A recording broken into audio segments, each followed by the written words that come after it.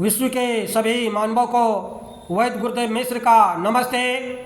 Life style and world peace YouTube channel में आते हैं, इसके लिए ढेर सारी साधुवाद, बहुत सारी बधाइयाँ। Life style and world peace YouTube channel में आते ही आप लाइक करें, सब्सक्राइब करें, बेल आइकन बटन को दबाते हैं, कमेंट में अपना विचार लिखें, मोबाइल नंबर छोड़ें, अपने कंट्री का नाम लिखें। अगर आप पुण्य के भागी बनना चाहते हैं तो आप सब्सक्राइब के साथ साथ शेयर जरूर करें। हमारा संपर्क नंबर है 94 71 26 98 82।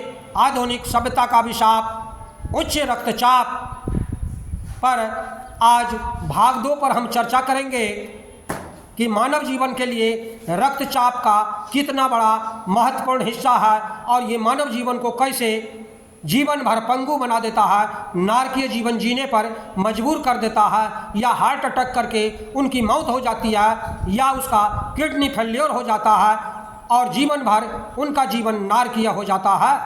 सामान्य रक्तचाप जांचने का सूत्र है, फार्मूला है।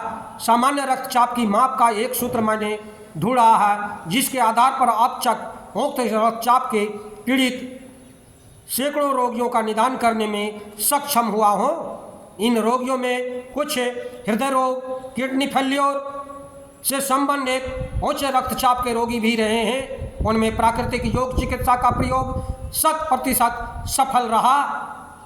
20 से 50 साल की उम्र तक के लोगों का सामान्य रक्तचाप 100 प्लस उम्र के आधी संख्या सिस्टोलिक रक्तचाप, सिस्टोलिक रक्तचाप -40 डिस्टोलिक रक्तचाप। उदाहरण स्वरूप यदि व्यक्ति का उम्र 40 वर्ष है तो उसका सामान्य रक्तचाप होगा 100 + 20 अर्थात 120 mm या Hg सिस्टोलिक रक्तचाप, और डिस्टोलिक रक्तचाप उसका होगा 120 - 40 अर्थात 80 mm Hg सिस्टोलिक रक्तचाप। 120/80 mm सामान्य रक्तचाप हुआ।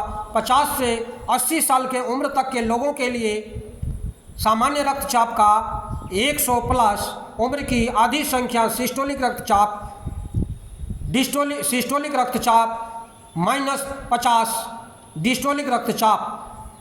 80 साल से ऊपर उम्र वालों के लिए सिस्टोलिक रक्तचाप में 60 से 70 घटाने पर डिस्टोलिक रक्तचाप होगा। उपर्युक्त सामान्य रक्तचाप में 55 तक वृद्धि कर या कमी भी सामान्य रक्तचाप की श्रेणी में मानना चाहिए। 10 तक की वृद्धि या कमी को अंतिम सीमा माने। यदि इस सीमा से अधिक उच्च रक्तचाप हाइपरटेंशन कम हो तो निम्न रक्तचाप की श्रेणी में मानना चाहिए। वंशानुगत रोगियों के पारिवारिक इतिहास जानने पर इस निष्कर्ष पर पहुंचा गया कि 15% रोगियों में उच्च रक्तचाप का कारण वंशानुगत है।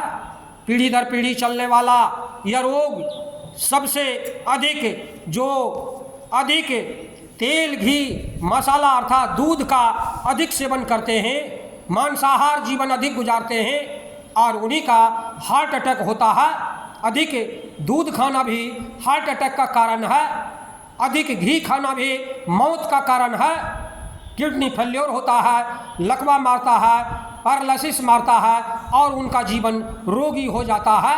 जिनके माँ बाप उच्च रक्तचाप से पीड़ित हैं उनमें 80% की संभावना रहती है ये उच्च रक्तचाप से अवश्य पीड़ित होंगे। जिनके माँ बाप में कोई एक उच्च रक्तचाप से पीड़ित है उनमें यह संभावना 30% तक कम हो जाती है। दादा दादी, नाना नानी भी यदि उच्च रक्तचाप से पीड़ित है तो उच्च रक्तचाप से पीड़ित होने की संभावना बढ़ जाती है। जिनके माँ बाप उच्च रक्तचाप से बिल्कुल ही पीड़ित नहीं हैं उनमें रक्तचाप होने की संभावना 9 के बराबर होती है। इस प्रकार वंश के आधार पर बच्चों में उच्च रक्तचाप होने की भविष्यवाणी की जा सकती है। तनाव या दबाव, तकनीकी एवं आर्थिक प्रगति ने आज के युग को तनाव, दबाव, प्रतिस्पर्धा से भर दिया है।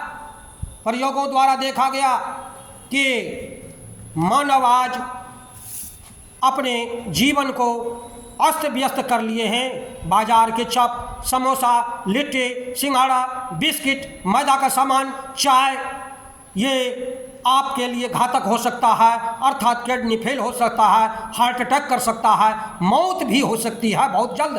अतः हमें इससे सावधान रहना चाहिए। आज भाग 2 का परिपूर्ण हुआ। भाग 3 की अगली कड़ी हम आपको आगे चर्चा करेंगे।